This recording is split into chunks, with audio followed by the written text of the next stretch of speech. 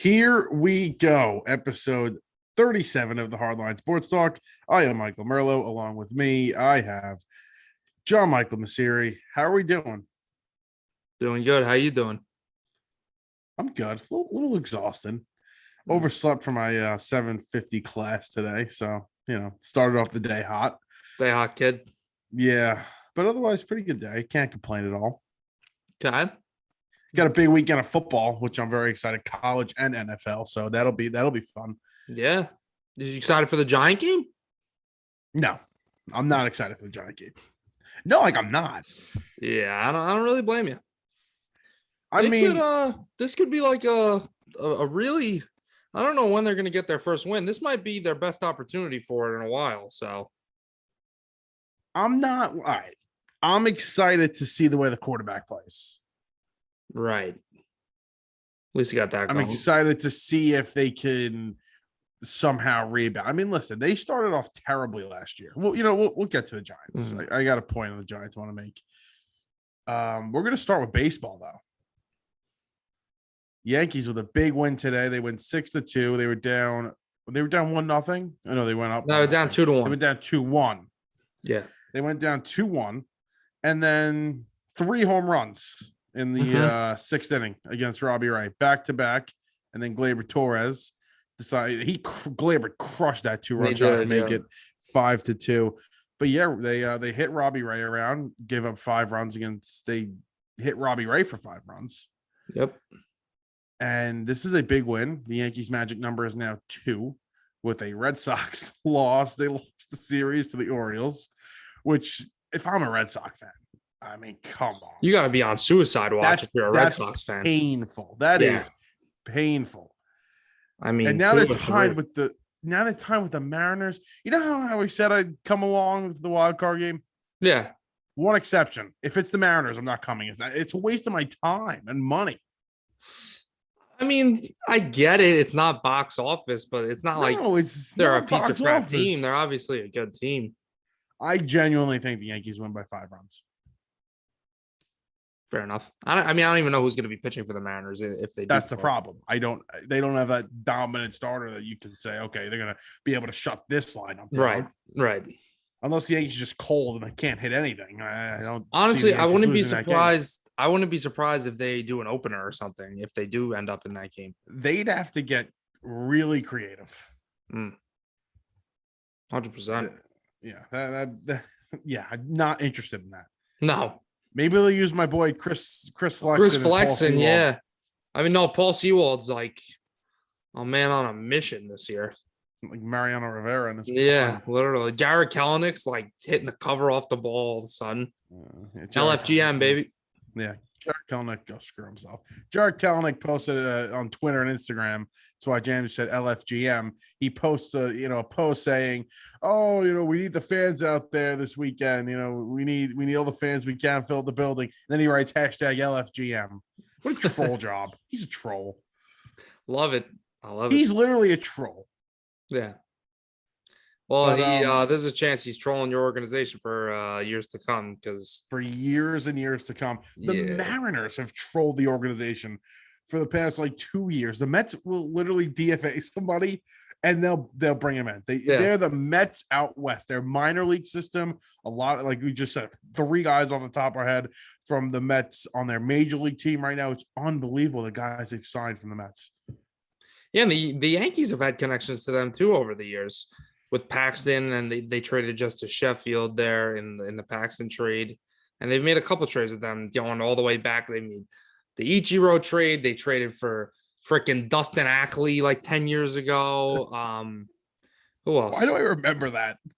Yeah, right. I'm trying to think. The Yankees have had a little bit of and then obviously Robinson Cano signed with them years ago from the Yankees. So. Yeah, I don't know. Maybe then we traded for him. Yeah, it all comes full circle. The Robinson Cano effect. They're trying to be the New York Mariners, basically. I guess. It really what? I want to just read this right here very quickly. The Mariners are 58-35 since June 12th. That's the best record in the AL over that span. Such a quiet stretch too. because no one was really talking about them. I mean, they were Not at all. always. I think I said it about a week ago, not even maybe a little over a week ago. I was actually talking. I know a Mariners fan. I was talking to him, and I was like, "Yeah, you guys have had a good season. You know, definitely unexpected. You're not going to make the playoffs, but it's really like it's nothing to frown upon. Like that was a great season that you guys had." And hit the brakes on that because they're now tied for the second wild card spot. You know, a Mariners fan. Mm-hmm. Interesting. Yeah, you meet. I don't know a Seattle Mariners fan. Oh, yeah, I know this. The kid's from Seattle, like Seahawks, Mariners, everything. You meet a Seahawks fan here and there, you know, it's a little. But yeah, that's brutal. But yeah, you wouldn't think that the Red Sox were going to lose 2 out of 3 to the 104 loss Baltimore Orioles, but here we are. Life comes at you fast, Boston. Yeah, I mean, putting up 2 runs tonight against some pitcher from Australia who's got an 8 ERA is that's pretty good. Let's go Sox, baby. Yeah, let's go. Sox is right. So the Yankees are like, when do they clinch the number 1 wild card? Like they'll just when they get in, is it going to be the 1? This game's going to be at Yankee Stadium. No? I'm not sure. They're definitely not out of the woods yet because they're only 2 games up right now, and they have 3 games left. And if there is a situation where they're tied with someone, I don't think they have the tiebreaker. They have the tiebreaker against nobody. Yeah, so except the Mariners. So if they win tomorrow, if they win Friday, then that means they'll at least be guaranteed for a tie, even if they lose the next 2 games. But yeah, you still, the plan is to take 2 out of 3. If you take 1 out of 3, then you got to hope somebody loses. And if you get swept, then good luck keeping that number 1 seed. That's going to take a lot. I was listening to Jeff Passan yesterday on Wednesday. I forget what day. I think it was Wednesday. Mm-hmm. And he was saying Tampa Bay Rays. He said he wishes the Tampa Bay Rays fan base was better because that would be a serious rivalry between the Yankees and the Rays because the Tampa Bay Rays hate the Yankees. Right. They really hate them. Yeah. And you know what it is? We were having this conversation yesterday with the Rays. Like they obviously it's a shame that their market isn't that great in Florida. First of all, there's another baseball team in the Marlins that they have to compete with, and Florida is just not a great baseball state. And you know, they're very good, but the way they operate is it's very, analytically driven and they don't really have a lot of stars and that kind of that box office guy who's like a Fernando Tatis or an Ohtani or somebody where you want to bring people to the ballpark to see this specific player. They don't really have that. So I think that's where they kind of struggle. Do I think if they did have an Ohtani or a Tatis, it would help their attendance? Yeah, but I still think even with that, it still wouldn't be great because I just don't think that market is great. Because there's been some good players to play there over the years. It's not a great sports town though, like just in general. Yeah. It's not like the number 1 spot you think. You know why? The Heat were big. Because Florida, let's face it or not, Florida is filled with old people, crackheads, and like college kids. I feel like that's like all Florida is. Did you see that video? This guy from Florida, he's in flip-flops, right? And he's got a garbage pail and he's got the lift up. He opens it up and he's trying to shove this. There's an alligator. Sorry, I should mention that. There's an alligator, okay, on his lawn. He's trying to like force the pail. He's trying to get the alligator into the pail. Right. He finally gets it in, but it's still like the tail's like wagging around. So he's not all the way in. The dude brings it back to him like this to close the pail. I'm like, oh my God. Yeah, 2 guys just sitting there watching him. It really is. It's unbelievable. So, I mean, credit to that guy. You know what would probably help though with them? I mean, maybe if you didn't have a freaking stadium that had a white roof on it, that would help, especially when your sport uses a white ball. How about just a stadium in general? Yeah. I heard also my cousin went to Miami and he said it looks like an airport. Like, you walk around, there's not a logo of the Marlins anywhere. Right. And the food sucks. Oh, the Marlins or the Rays? The Marlins. Oh, the Marlins. Okay. The food sucks. Yeah. Interesting. Yeah. I'm not surprised. I've never really. I can't remember the last time I went. We went to Florida, but I can't remember the last time I was in a town in Florida and ate at a restaurant or something. No, that steak was pretty good that we had, but yeah, that steak was pretty good. You thought it was alright. It was alright. A little chewy. A little chewy. What did I want to get to? The Phillies were eliminated tonight. Rest in peace. Yeah, R.I.P. Philadelphia. Yeah, the streets aren't getting flooded tonight. So so unhappy for the city over there. My heart breaks for them. Yeah, I'm sure you have so much sympathy for them. I am just like, wow. Right. Bryce Harper deserved to go to the playoffs. Zach Wheeler with the great year he had, and they're just not there. It's really unfortunate. They really do have a chance at, if not the winners, the runner-ups for NL MVP and NL Cy Young. Yeah. You know what's funny about that? Tell me if this is weird or not. They if you look at their top players, they have some of the best players in baseball. Yeah. We just mentioned one of the best pitchers in the league. They have nothing. They've been built like that for a couple of years now. Their rotation was built like that. Their lineup, you saw that they had Real Muto and Harper and Hoskins and guy, but you were like, the rest of this team just isn't anything special.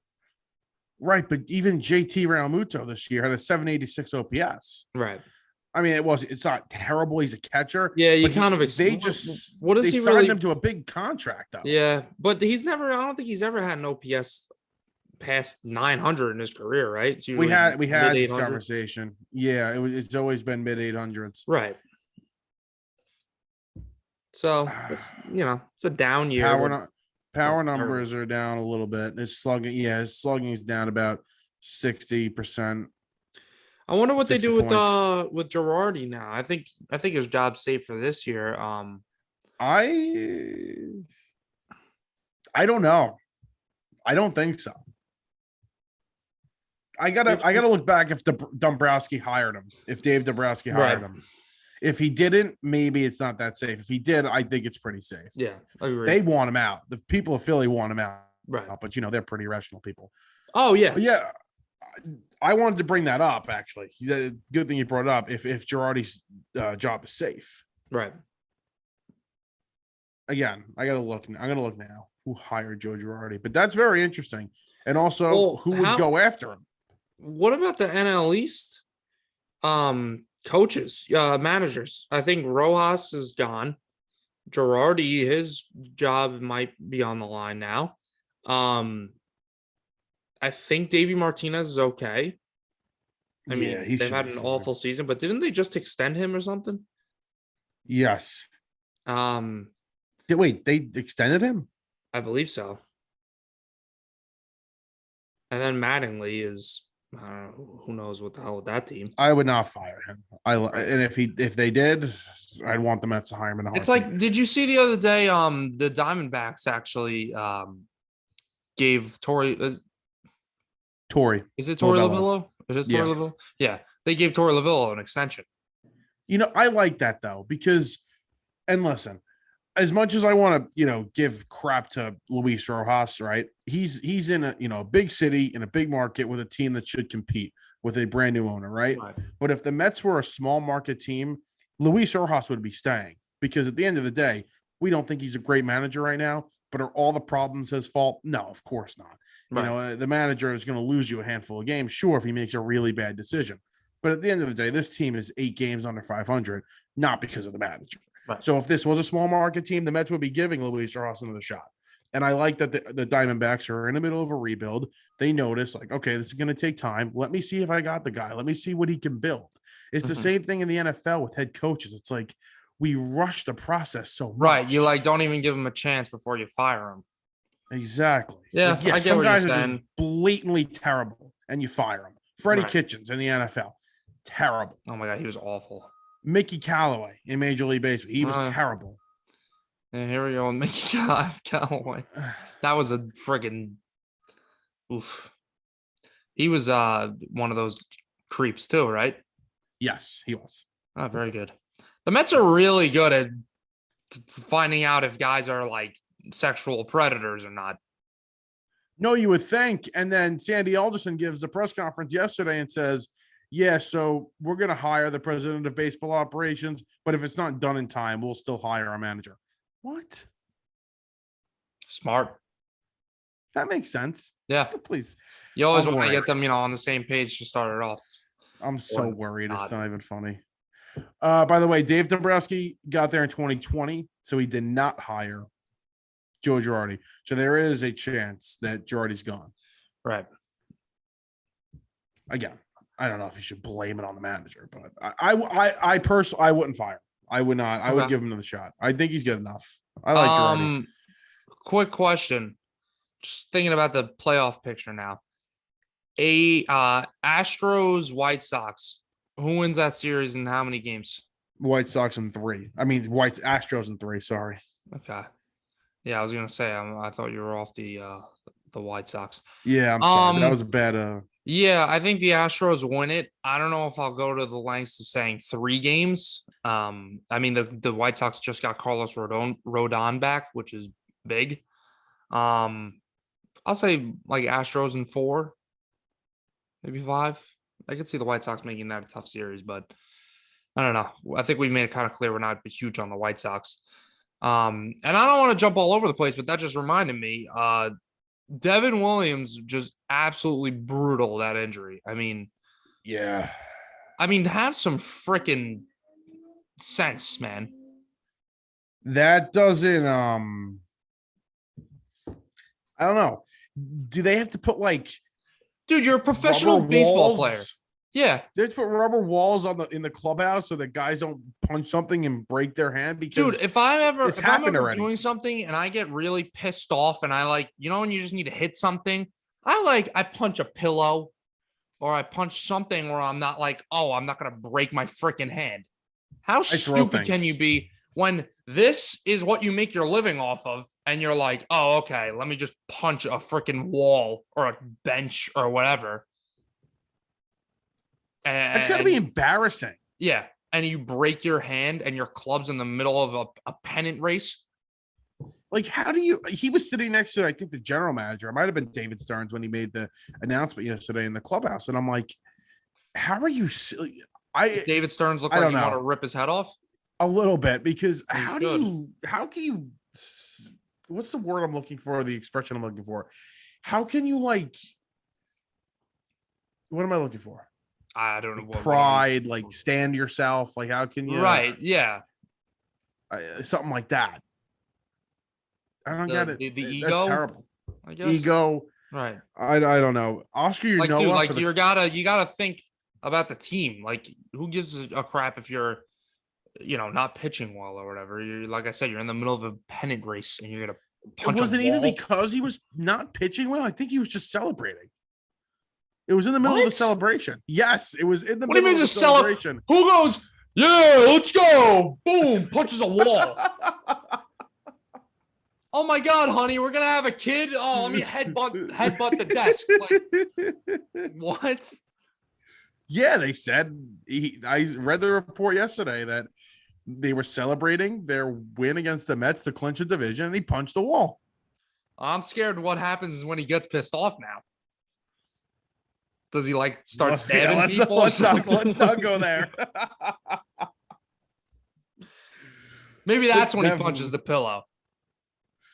I hope so. I throw things. That's my thing. I'll throw things. I'll break other things. Yeah. Yeah. Like what kinds of things? Like pencils or whatever's near me. Water bottles. I think I've seen you throw a water bottle before, actually. Yes. You little tantrums. I don't have many tantrums. Oh, Mikey gets mad. What's this here? Astros manager really drank beer out of shoe after clinching AL West Dusty Baker. Astros clinch. So, like you said, that matchup's finalized, correct? That's the 2-3. I don't think it's finalized where, but I think it is. Who's hosting? It is. I think you're wrong about that. Yeah, I think their record is. The Bengals are about to try and kick a game-winning field goal, and I hope they don't, because this dude Marvin Jones is like 5 points right now, and it's pissing me off. Oh wow, the White Sox have a 4-game winning streak. So you're right, it's not done yet. Yeah, I know I'm right. I thought they still had 80 wins. No, they have 91. Did he hit the field goal? I don't know. Yeah, but everybody's rooting for this AL wild card to be like a 4-way tie. Yes, that would be unbelievable. And yeah, I really don't want that to happen. Right, of course not. I think tonight, if the Yankees lost tonight, then I think we could actually start talking about that, because there wouldn't be a 4-way tie, but it would be damn close to it. There would be a 3-way tie, I think. And the Yankees would have had to go 2-2. The Red Sox 3-2 or 3-1. Sorry, 2-2 or 3-1. And then the Mariners and the Blue Jays would have just went out. Right. It was very possible if the Blue Jays would have won tonight. But I agree. It's pretty much done. The 4-way, the 3-way tie you can have. That would be interesting. And that would be good for the Yankees, because now maybe that guy that they would pitch in the wild card game is pitching in that tiebreaker game to actually get to the wild card game. I got to say, I hope I don't eat my words here, but but as the days go on, I'm getting less and less worried about the Yankees bullpen. No, I think you're right about that. I think with the addition of Severino now, and now Michael King's pitching fantastic. Clay Holmes has been amazing. We just got Loaiziga back. Obviously, you have Green and Chapman, who have had their inconsistencies this year, but they've been better as of late, especially Chad Green. So, yeah, I'm not the bullpen. I'm still not where it's 2016 or whatever that was, when the Yankees had Miller, Chapman, and Betances, where I'm like, oh, we're freaking ridiculous. Right. It's game over once we hit the 7th inning. I'm not like that, but I am definitely more confident. I'm not every time a reliever comes in now, like the way I was 2 months ago, where we have a 4-run lead and I'm like, my eyes are glued to the screen and I have a knot in my stomach. Mm-hmm. I think everybody pitching well right now. You have these additions. Loaiziga back is huge, but Aaron Boone even said today they rushed him back a little bit. So there's not as much pressure on him right now. So you can ease him back into it. And then for this week, and now get him back for the postseason, which is huge. Right. But yeah, he said, what have you possibly thought of using Loaiziga 2 innings on Wednesday? And he was like, no, he went 12 pitches. He had a nice inning against the top of the order. That was it. Mm-hmm. You can't stretch him out too much right now. Ease him back into this, get him ready. He's he's been your best reliever all season. Basically, yes. So that's a big get, but don't rush him back. No. You don't need to. You have guys. Bullpen isn't stretched thin right now. You have a lot of guys. No, I don't think you're wrong. I understand what you're saying about, eating your words, but I think you're fine. And Severino looked amazing tonight, and he's looked amazing so far. I mean, he's coming up. He struck out Vlad Guerrero, threw him a 98-mile-an-hour up and in fastball, then threw him a low and in change up. And he's just all his pitches were on tonight. His slider looked good. He's throwing hard. So yeah, definitely excited about that and see how they use him. Like I said, last episode, a Patrick Corbin role would be fantastic the way the Nationals used him in 2019. Right. You need him to give you 3 innings, 4 innings, come in whenever in unorthodox situations. Do it. He's your guy. Yeah. I thought Kluber looked okay today. It's just the pitch count was high in the 5th. I thought he looked pretty good. Yeah. And that's the troubles he's gotten into. His command has struggled. And that happened in the beginning of the season more. Obviously, he was coming off that injury. So it's tough to get your command going. And then obviously him getting hurt again, I'm sure it has been tough to get his command going. But yeah, when the stuff is there, he has good stuff. I mean, he doesn't have the stuff he had when he was, winning Cy Youngs in Cleveland, but it's not too far off. He still has that power sinker and that nasty slurve. So he could be as long as he gets his command down, he could be a good pitcher for us in the postseason. That's a brutal loss for the Jags. They lost that game. Yeah, that's tough. I'll get to that in a little bit. They covered though. I like Kluber. I was down on Kluber beginning of the year. I like him right now. I think it'll work. We're really all over the place. We might even go back to the Yankees. This just popped in my head. I forgot to bring it up before. The Braves. Did we talk about the Braves clinching the division? No. We talked about the Phillies not clinching their division. The Braves clinched the division today. Right. It's their 4th in a row. Unbelievable. Listen, let me give credit where credit's due. They dealt with injury on injury on injury this season, whether it was before the season, in the beginning of the season, in the middle of the season with Acuna going down. It's been an unbelievable season for them. Right. It's a great story. They deserved it. They were the best team. They never went over 500 until after the trade deadline. And then that's when they went on their run. They went on a big winning streak. The Yankees played them and ended it in August. Listen. And what do they got? 86 wins now? They got 86 wins. They're going to play the Mets the last 3, so they might be at 89. Right. Kudos to them. Yeah. And I wouldn't write the Braves out in this NLCS against Milwaukee. I think don't say that about my Brewers. I think Milwaukee, obviously, that rotation is nasty. So it'll be tough, but the Braves can hit, man. They can really hit. Adam Duvall has been fantastic for them. Jorge Soler has been unbelievable. Obviously, you have Freeman, you still have Albies, and you still have the best infield in baseball. And some what? Yeah, best infield. The best infield in baseball. Yeah. So don't count. Well, actually, are you sure it's the best infield in baseball? What about Dodgers? Let's see. Muncy, Seager, Turner. That's pretty good. Riley, Albie, Stansby, and Freddie. That's Riley's close. A beast. Dansby. Riley's a beast. So who's the worst guy in that Dodgers infield? Justin Turner? Seager this year. Yeah. It's close. Dansby's had a nice year. Streaky, but nice year. Oh, wow. Oh, Dansby. He's been slumping, hasn't he? I thought his OPS in like the 800s. What is it? 761. It's up for debate. Are we forgetting anybody else? I mean, I don't think the Yankees. No, maybe a couple years ago. Maybe I'm going to take that back. Albie's OPS in the 800 is under 800. Yeah, he's not having the best year. He's got 30 home runs, 103 ribeye steaks. 105 OPS plus. How about I was gonna say Toronto. Hold on, I take that back. They don't have the best infield in baseball. Okay, but Toronto's third base has been suspect the whole year. But I mean, Semien, Bichette, and Vlad alone is like Jesus. That is crazy. Yeah, they're up for it. Yeah, 100%. Justin Turner's got an 820. Yeah, it's the Dodgers or the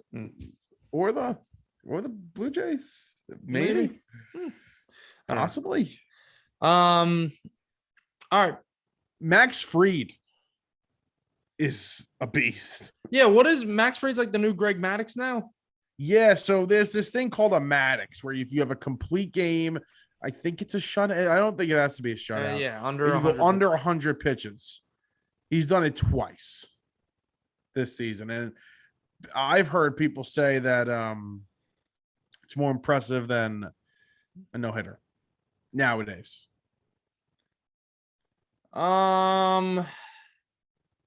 Yeah. Is it under 90 pitches or under 100? No, it's under 100 pitches. The one he had was like 95 pitches. I don't know if I'd go to the lengths to say that. I mean, it is impressive, but I feel like some of it is kind of luck. You know, like it just depends what the team's approach is that day, and if they're aggressive, they're grounding out, they're flying out. Yeah. I mean, obviously it's not luck to throw a complete game shutout, but I don't know if I'd say it's more impressive than throwing a no-hitter I mean, a no hitter is a no hitter. Like I don't care how many guys throw a no hitter. That's still very impressive. Can I read this to you? Sure. 11 starts last August and September. Okay, 10-1 team record, a 1.46 ERA, 0.77 WHIP, 64 strikeouts, 9 walks, 2 shutouts. Wow. Opponent OPS 492. Wow. Still no Mike Soroka, right? No. Yeah, see, that's brutal. They shut him down again. He tried to come back from the Achilles. They shut him down. He got hurt again. I think he tore his ACL or something. Another bad injury going down a flight of stairs. Yeah, not a good run there for Mike Soroka, who kind of looked like was going to be the ace over there. Mm-hmm. Yeah, that's very impressive for Max Fried, and that's that'll certainly help the Braves move on the postseason if they do. Just who else they have? Last regular season episode we got here, and then Monday we're going to be talking about the wild card games. Yeah. Hopefully we're talking about Yankee Stadium, and that would be fun. Yankees Mariners. Yeah, Yankees Mariners. No. Jesus Christ. I got this new like lightning charger thing for my phone. Yeah. Like it's with like the really regular brick. The regular charger that comes with it. No, they didn't give me they don't give you the brick now with the phone. You got to buy that. Kidding me? Yeah, you got to buy that. Are you serious? Yeah, and it's like that USB-C one, so it doesn't go into the old iPhone bricks. Mine's it's a scam. It's how they make more money. That's BS. And so I got this new one, this lightning one, and I plugged it in when we started recording. It was at about 18%, and it's at 80%. Wow. Yeah, this thing ain't no joke. iPhone 13 gang right there. That's odd. All right. You want to get to our list in football? I would love to do that. Yeah, I'm gonna miss the baseball regular season. I'm gonna miss watching the New York Mets play because they bring me joy every night. Oh yes. And I sit there with a smile on my face and look forward to everything that happens. All right, let's take a quick break. Football and a list tonight. We are back, episode number 37. We are going to start out with a list here.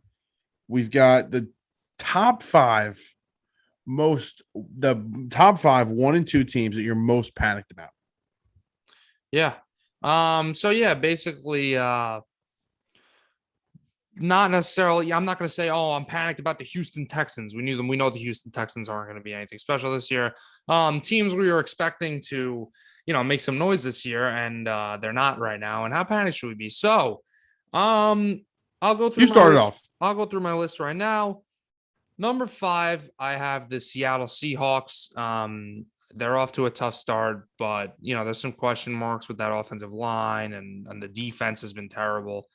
I have them at 5 just because I don't think the Seahawks are gonna make any go that far this year, and they've played some tough opponents. The Titans, that was a tough game, lost in overtime, and then I think the Vikings are a pretty good team. So I'm not going to go crazy panic about them yet. And I think when you see the rest of the teams on this list, you'll be like, okay, that makes sense. So they're 5. Number 4, New England Patriots. This is a team that a lot of people had making a wild card, maybe even winning the division. And they have a point differential of +3, and that's really just from the Jets game. They really haven't looked great. A bad loss last week to New Orleans, and they lost week 1 to Miami. So I have them 4. Number 3, I have the Kansas City Chiefs. Might be low, might be high, whatever you want to say. I like them at 3 here. The defense is sketchy, really sketchy so far. And there's actually some question marks on that offense right now. So I think the Chiefs are going to be able to pull it together just because of the amount of talent on that team. And then obviously how great of a coach Andy Reid is. So I'm leaving them at 3 right now. Number 2, Washington football team. Team that we're thinking might repeat as division champs. And they not only have had a bad quarterback play, which isn't much of a surprise, but their defense surprisingly has been below average, which is very weird, considering we thought this was going to be a top 5 defense in the NFL. And then number 1, I think this is like the clear cut number 1, the Pittsburgh Steelers. I know I wasn't high on them going into the offseason. I know you weren't. I still thought they would be competitive. This team looks like it's going to be putrid. I mean, Big Ben's dumping it down on 4th and 10 to Najee Harris while they're down by 14 points in the fourth quarter. He's throwing it behind the line of scrimmage. Yeah, it's just like it looks like a dumpster fire right now in Pittsburgh. Yeah, 100%. I agree. Our lists are pretty similar. We got a couple of differences. I left the Chiefs off of this list. Wow. My reasoning for that is because, yes, the defense is a problem, but I'm not worried about them, winning games and obviously getting back into this thing. I still think they're going to be a playoff team. I think I'll say this. I think they're going to win the division still. Okay. So I'm not, and the division's good, but I'm not too worried about them. And a team that I almost put on the list, the Vikings. I was a little high on them. 1-2 start. I think they'll be able to climb themselves out of it because the division's so bad other than the Packers, but little concerned about them. But my number 5 team, same thing here. I have the Seahawks. And mainly because the Seahawks division is unbelievable. Yeah. That, we're considering possibly 4 teams, every team to make the playoffs before the season starts. And I think definitely 3 is, I would say right now, 100% it's going to be 3 in the playoffs. So they can't, get off to a tough. They got off to a tough start. That's going to be tough to come back from. But I still like them. I still trust Russell Wilson. So we'll see what happens. Drop my phone on my computer. Number 4, I got the Dolphins. Okay, now I wasn't high on them coming into the season, but some people were. And Tua just can't. He's shown he can't stay healthy. When he played in the game against New England, he didn't look like anything. He looked like the same old Tua. That was a big concern when he was coming out of school too, his health. Right. So you're looking and you're saying can't stay healthy, not productive. Maybe they don't have the answer at quarterback. And then of course Justin Herbert's lighting the world on fire. So that doesn't help them as well. Just overall, it doesn't look like a good start. And the defense has been okay. They played tough against the Raiders, but they should have lost that game to New England too. They're, a fumble. If they didn't recover that fumble, they don't win. They don't win the game. So they could be 0-3 right now. So I'm slightly worried about them. Number 3, you had them, the Patriots.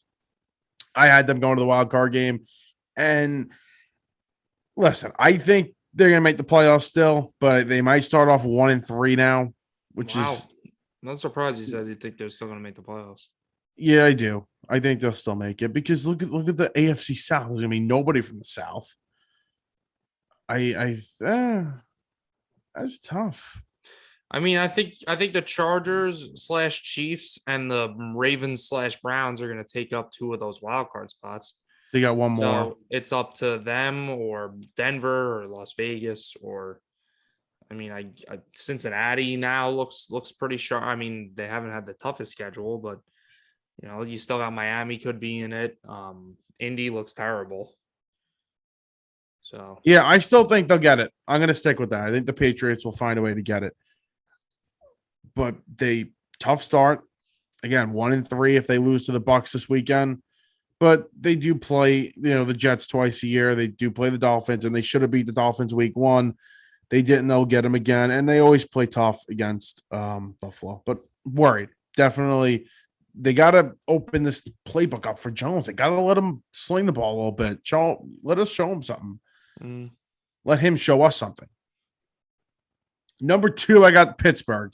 I wasn't high on them, like you said. Offensive line was not fixed. I don't think bringing in Najee Harris is going to fix anything, and it hasn't. Their defense has been okay, not as good as we thought, and offense. I mean, Big Ben makes you laugh. Yeah, literally. Yeah. So I'm really done there. They could finish in last place, and that's why they're high on this list because I didn't think that was possible. And number 1 is the Washington football team. I mean, this team's defense was supposed to be, like you said, a top 5 defense, a top 3 defensive line, and they've been putrid. They've been disgusting. Listen, the opponents haven't been easy. They opened up. Who they opened up with? They opened up with the Chargers. Then they played the Giants, which that was a terrible performance against a bad Giants offense. The Giants should have scored 40 on them. They ended up scoring 29. But That's a terrible performance. And then you go to Buffalo again, not an easy opponent, but they put 43 on you. Yeah, it's not. You want to call yourself a top defense? That's not happening. No. And they haven't figured out the quarterback situation. They haven't in a few years now, and it hasn't gotten any better. That's a problem. Too soon. They're definitely going to need to fix that quarterback spot. Yeah, there you go. Those are our top 5 teams that we are panicked about. Good list. Tough list. Definitely good list. All right, let's jump right in. You want to rant again, so please. Well, no, I don't want to rant again. I'm just like, I'm going on the TikTok that we posted, which was basically just the clip of me from the other episode talking about the Bills being a New York sports team. And I keep seeing this thing about people are commenting like, oh, yo, like the Jets and the Giants literally play in New Jersey. Like, I don't know. I didn't include that in the TikTok clip, the part where you said, oh, well, the Jets and the Giants play in New Jersey. Yes. I do understand that. The difference is the Jets and the Giants, like I was saying, play in the same market. The Jets and the Giants are 10 miles from New York City. The Buffalo Bills are 300 miles from New York City. They don't light up the Empire State Building blue and red for the Buffalo Bills. They light it up for the New York Giants. So, yeah, I saw, I think a lot of people commented that and were like, oh, I'm going to get them with this one. Not what I was talking about. Same market, don't get wrapped up on the whole location thing where like I'm saying, oh, you need to be in this radius of Manhattan or else you're not a New York sports team. No, that's not what I'm talking about. It's talking about the market. And clearly the Buffalo Bills are not in the same market as the New York Jets and the New York Giants, which are in the New York City market. When do you go? Where in the city you're going to see Jets and Giants gear for sale in places? You're not going to see Buffalo Bills stuff. Just please stop. People have pea brains, right? Just chill out there, okay? Yeah. Just chill out there. I don't know why. I don't know how this is an argument. Yeah. People like do it for fun. People like to say, oh, I used to do it. I say, oh, but Buffalo's a New York team. Yeah. It's just. But I've grown up. Yeah. My brain grew a little bit.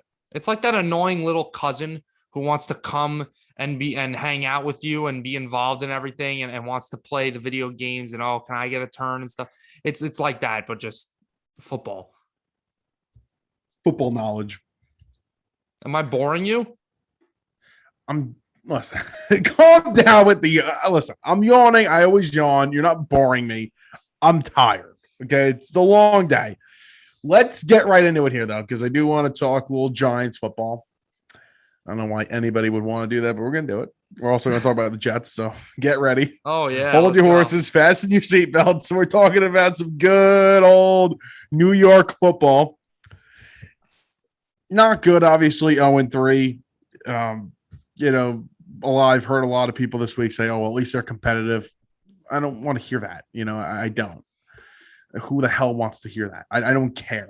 Is that the bar we're setting for this team? I guess that's the bar because no, they're being compared to the New York Jets. And the thing with the New York Jets is they're rebuilding. They have a brand new quarterback. They have a brand new head coach. They have a brand new whole offensive coordinator, a whole new system. So I'm not shocked the Jets are struggling like this. Right. But the Giants spent money, have the head coach here for a year. This is the quarterback's third year.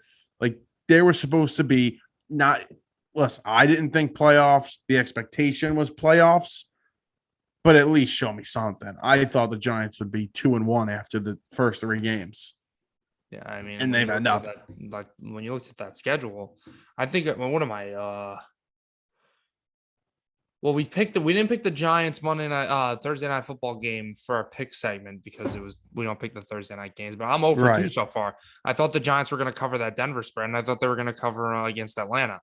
And they haven't. So yeah, definitely they haven't been performing to our expectations. I mean, yeah, like you said, we didn't think this team was going to be a playoff team, but we thought they wwere going to be competitive and, floating around 500. But we've discussed it the last few weeks of the season. We've discussed it. It's honestly confusing because when we would talk about this offense and everything, and the offense isn't just the problem. The defense has been underwhelming. We talked about this offense. We said, basically the two most important guys going into the season for the offense were Daniel Jones and Andrew Thomas, and those two guys are having good seasons. So it's a little startling, but I think when you look at the overall roster, you kind of realize that offensive line still isn't great. Not even good, average. Whatever. It's not, but you know what? It hasn't been the reason why they're losing games. I think the problem has been your secondary has been terrible. And yes, I think 100%. The play calling has been bad. I mean, like you said, I think you should have put up 40 on Washington. You guys were getting like 15 yards a clip, it looked like, on every time Daniel Jones dropped back. But yeah, I mean, when you look at this schedule, I have it right now. Let me go through it. Who are they beating? Go through it right now. All right, so they play the Saints on Sunday. Then week 5. I think they'll lose that week game. 5 is the Cowboys. I think they'll lose 2. I think they'll lose both of those. Is it in Dallas? I mean, it's in Dallas. It's a division game, but I think they'll lose. I think they lose. Vegas. The Rams. Loss. The Panthers at home. That could be I'm a not win. Crazy about the Panthers still. Neither am I. Could be a win. I think that could be a win. But at the Chiefs. They can't beat the Falcons at home. So at the Chiefs, loss. Home against the Raiders. Loss. It's another winnable game. Yeah, I agree. Bye week 10, 11 is the Bucks at home. Oh, no, at the Bucks. Excuse me. Loss. Please. I mean, come on. I mean, oh my God. Home against the Eagles. That might be the first win if it doesn't pan out in that. I think they'll win a game or two in that stretch that we just talked about. So do I. At Miami, they can beat Carolina. They can beat Las Vegas. They can beat. I really like Dallas. I'm high on Dallas, but like we said, divisional games, you never know. At Miami, at the Chargers. That's at least one loss, maybe 2. Definitely the Chargers. They definitely lose to the Chargers. I think they could beat Miami, but yeah. Home against Dallas, at Eagles, at Bears, home against football team. All right, see, that's a nice little end of the season they got there. That was my thing about this team. If you started off nicely, you got a cup. Maybe you had an upset here, an upset there. You have a nice back end of that schedule where you can go on a run. You know how that plans out. The Giants will be like 2-11 or whatever heading into that, or 2-12, whatever it is. Rattle off like 4 straight. They'll be talking about they're going to take a quarterback, or they're going to take Kayvon Thibodeau or somebody, and then they'll go like 3-1 and then end up with the 7th pick or something. What do you do in that Bears game? Do you just like roll over? Do you tie? Because you have their pick. Yes. Right. Not gonna lie, you just cut out for whatever reason why Siri just went on my Mac. I don't know why. Not very nice. Did you hear what I said? I didn't. You said, I know, I didn't hear anything. I said, what do you do in that Bears game? Do you just like roll over and just like tie or something? Because you have their pick. So what do you? Who cares? Yeah. Who cares? Beat them. I want the win. I want my pick. For my sake, I want that pick. I want the Giants pick to be under the Bears pick. Right. And I hope the Bears pick is like 1. Right. Yeah, listen, it's a tough schedule. We knew that going in, but like I just said, beginning was easy. They had a couple of games in the middle that they could have won.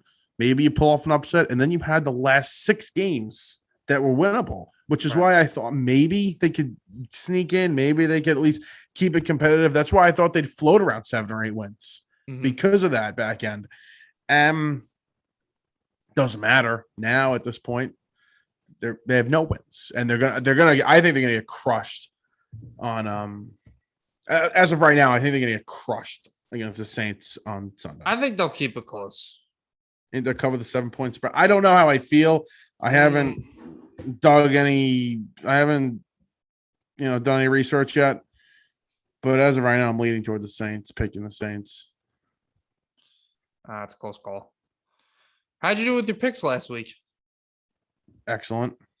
I did like okay. I think I went around 500 or whatever. I gotta catch up to you in the standings. Oh, we forgot to do that. I forgot to look at my picks. Nah, it's all right. No, I want to put the standings out. Standings Yeah, no, good. I'll put the standings out. The next TikTok will include it.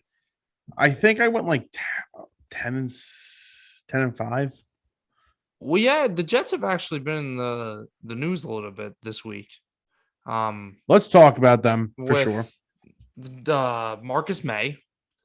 There's been drama about Greg Van Rotten and Connor McGovern and all these morons, the two most lowest graded offensive linemen on Pro Football Focus. Oh, good. So that's fun. No, I really want to hear their take on what's going wrong. Right. Yes. Why is Greg Van Rotten even getting interviewed? Yeah, right. Like, what are we like? That's like the Yankees being like, oh, Wandy Peralta, you want to get it? Like, no. Why are you getting interviewed? You're like the 28th best player on the team. And Connor McGovern. Yeah. Please. But yeah, that was a very interesting tweet from Marcus May's agent last night. So Marcus May is going to be out 3 to 4 weeks with a injury, and basically Ian Rappaport just tweeted out, the report that he's going to be out. Yeah. And what is that, a subtweet or a reply to the tweet? A quote tweet. Quote tweet. Mm-hmm. Marcus May's agent quote tweeted Ian Rappaport's tweet and saying, just in time for the trade deadline, and then the handshake emoji. Mm-hmm. He's been very vocal on social media. He's been vocal in the past when the Jets, I think, offered him when they tagged him. He wasn't too happy about that, and he has expressed that Marcus May and himself would want a trade in the future soon. And I don't know. Do you think Marcus May plays another game for the New York Jets? No. I think he's gone. Maybe that. You think they're going to trade him? Maybe that one deadline before the trade deadline or something. Right, it's 1 week, but he'll end up coming back probably 1 week before the deadline. Yeah. No, I think he's done. I think this was kind of spilling over for a long time, and I don't really know how to feel about it because I want to establish that culture of play well, you get rewarded, they'll extend you and whatever. Like I hate just trading all these guys away after their rookie contracts or letting them walk in free agency. But at the end of the day, from a personnel standpoint, does it really make sense to pay this guy right now? I mean, he's aging. He was already an old player coming out of college. I think he was 23 when the Jets drafted him. And this is going to take a long time for this team to rebuild. So does it make sense to pay a 28-year-old safety or whatever he is, give him a 4-year contract or something? I think you nailed it right on the head, where especially Jet fans, they're going to be upset. Oh, well, like you said, you draft all these guys, you bring all these guys in, and they're good players, but you don't pay them, kind of like the Jamal Adams situation and now here. And maybe it's just Joe Douglas's system where he doesn't want to allocate all that money to a safety. Right. I understand. Douglas didn't draft Marcus May, so he has no connection to him. So I'm okay with this move, but I understand Jeff fans saying, well, eventually you got to sign and keep some of your better players, and Marcus May would be considered one of their better players. But I trust Douglas, and I agree. I don't think paying this guy makes any sense at all. Yeah. I mean, why? Like I said, he's an aging safety. You're not thinking about competing for a little bit, so why put yourself? You're still paying certain guys you've signed in free agency. You obviously signed Lawson, you signed Corey Davis, C.J. Mosley still on the team, so I don't know about giving him all that money, like you said. What about Denzel Mims? You think he plays? I think he has to play. I mean, Jeff Smith got a concussion. Crowder, I think he's playing, but we're still not sure. I don't think he's going to play. I think he was limited. I don't know. I don't think he's going to play. He's like, it's a disaster with him. Yeah, I think he plays by default. Imagine if they didn't. Unless, are they going to sign some guy off the street to play receiver? Has to play. I mean, listen, apparently he had another good week of practice. So right. They like what they see. That's what they always say. Oh, he had a good week of practice. Oh, he had a good week of practice. Okay, thanks. Like, I don't want to hear anymore that he had a good week of practice. Apparently, it's not good. So you're saying he's had a good week of practice for the past 2 weeks, but somehow he's gotten worse in the fact where he can't play because he was active and even caught a pass week 1, but now for the last 2 weeks he's just downgraded. Yeah, but he's had good weeks of practice, so it's just weird the way they start. He was active week 1, and they reversed it. All of a sudden he's inactive. He's out the scratch. They're covering something up. Something happened. I don't know. Something going. Nah. Something. You think like a disciplinary thing? Jam, there's no reason for this. There is no reason. What did he do? Or what could have he possibly done that was that bad on the field? They said it had something to do with special teams as well. Is it that bad for the next 2 weeks? The guy is inactive, and it's not like they haven't had injuries. They've had injuries at the position. Oh, well, if he's since still week inactive, 1. then I mean, yeah, obviously you have to question it even more. I don't understand how he wouldn't play. Yeah, makes no sense to me. Mm-hmm. We got a voicemail, correct? Yes, we do have a voicemail. Let's hear it. All right, this is from John, who this is like his 3rd voicemail. He's keeping up with the Hardline Sports Talk. So shout out to John. Shout out to John, big Ravens fan. Keep sending them. Let's listen to him. What's going on, Merlo and JM? I'm just wondering what you guys are thinking about this Lamar Jackson back injury that they've been reporting for the past few days. I'm just wondering if you guys think he'll be good to go for Sunday's game. Is it a concern at all, or what do you guys think? You wanna answer this one, or I mean, yeah, I'll answer, of course, too. Thanks for the voicemail, John. Appreciate it. No. Greg Roman, the offensive coordinator, says a little flare up, should be good to go. Lamar seems like he's a tough guy. Yeah, he's had a couple injury problems so far this year, but just minor stuff. I think he'll be all right. I trust Lamar, and I actually think they're going to win. I think they're going to beat the Denver Broncos. Yeah, me too. But that's something I kind of worry about with Lamar just going forward in his career. I would say I wouldn't worry about it right now, but you definitely injuries to Lamar versus anybody else is a little worse in terms of quarterbacks because you want to keep this guy as fresh as possible for as many years you can, because we saw, the way some of these mobile quarterbacks can decay over the years. We saw it with Cam Newton, different build Cam Newton, more of a bulky guy, but still, he took hits. You want to, he took a lot of hits. And Lamar, I think he's not, when he scrambles, Cam was more of like a power runner. He's more of like a finesse runner, Lamar. So he does take hits. He doesn't slide every time. He does get tackled. But I think he's more built to last than Cam was, because I think Cam, just the style that he ran was more brutal on his body. And he tries to run through you. Lamar's trying to run by you and get past you. Right. Yeah. I think Lamar's going to be fine. Yeah. You're right, though. I think also you're worried about maybe the non-contact injuries with Lamar as well. You don't want one of the knees to go bad. Right. But hopefully Lamar's all good, because he is. We always talk about getting like that Michael Vick, and we kind of have it just from maybe not like the arm like crazy, like throwing it 80 yards down the field. Right. But on the fly. But, we're pretty close to Lamar, to Michael Vick right here with Lamar Jackson. What else we got? Just quickly, listen. There's going to be a lot of storylines this weekend. I'm personally, and I know a lot of people aren't, I'm a big fan of these storylines, with Belichick and Brady going back to New England. It's the hottest ticket on the market right now. I'm going to enjoy it. I'm going to enjoy the weekend. I think, again, so many stories, so many rumors. I love that. I love drama. Drama. I think it's very interesting, yes.